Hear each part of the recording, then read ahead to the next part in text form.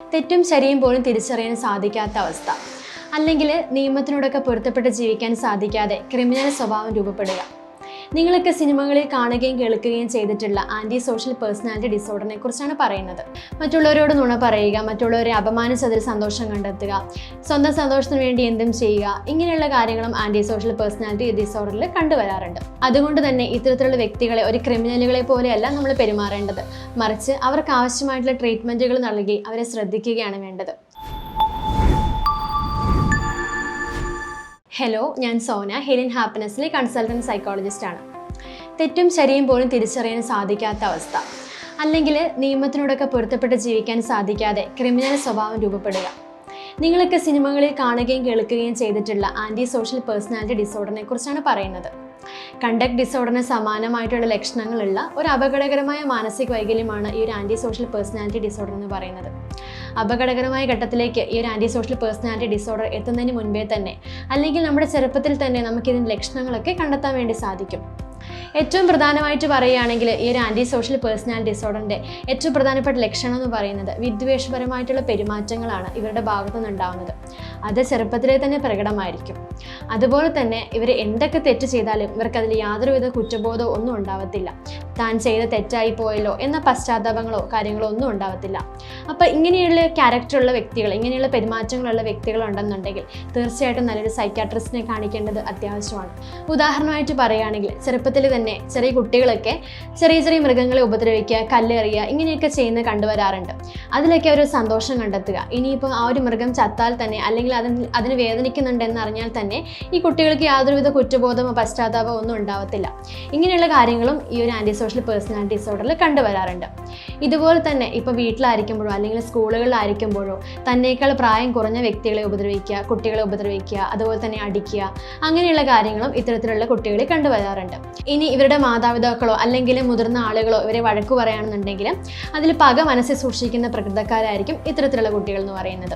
അതുപോലെ തന്നെ സ്വന്തം കഴിവുകൾ ഉപയോഗിച്ച് മറ്റുള്ളവരെ തന്നിലേക്ക് ആകർഷിക്കാനും അതുവഴി തൻ്റെ ആഗ്രഹങ്ങൾ നേടിയെടുക്കാനും ഇവരെ ശ്രമിക്കാറുണ്ട്.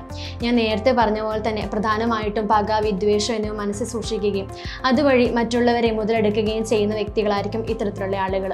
ഈ ഒരു ആൻറ്റി സോഷ്യൽ പേഴ്സണാലിറ്റി ഡിസോർഡർ ഉള്ള വ്യക്തികൾ സാമൂഹിക വിരുദ്ധമായിട്ടുള്ള പ്രവർത്തനങ്ങളായിരിക്കും കൂടുതലായിട്ടും ഇടപെടുന്നുണ്ടാവുന്നത്.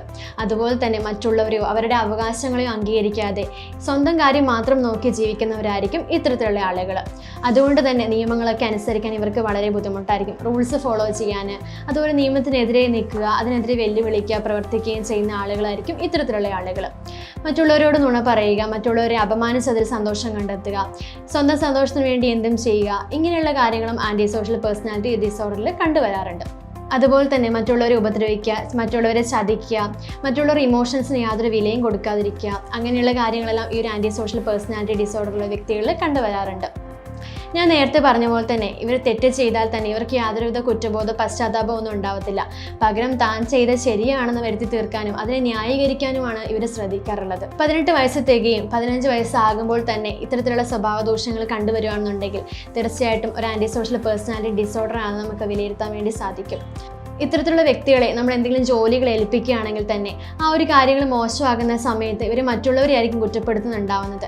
മറ്റുള്ളവർ കാരണമാണ് അത് അങ്ങനെയായത്, അങ്ങനെ മറ്റുള്ളവരെയാണ് എപ്പോഴും ഇവർ കുറ്റപ്പെടുത്തുന്നത്. താൻ ചെയ്ത തെറ്റുകൊണ്ട് പോലും കാര്യങ്ങൾ മോശമായിട്ടുണ്ടെങ്കിൽ അത് മറ്റുള്ളവരിൽ ആ ഒരു കുറ്റം അടിച്ചേൽപ്പിക്കാനാണ് ഇവരെപ്പോഴും ശ്രമിക്കാറുള്ളത്.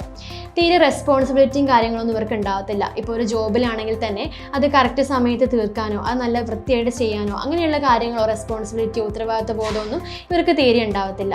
ഞാൻ നേരത്തെ പറഞ്ഞ പോലെ മറ്റുള്ളവരെ ചൂഷണം ചെയ്ത് ജീവിക്കുകയും മറ്റുള്ളവരെ മുതലെടുക്കുകയും ചെയ്യുന്ന ആളുകളായിരിക്കും ഇത്തരത്തിലുള്ള ആളുകൾ.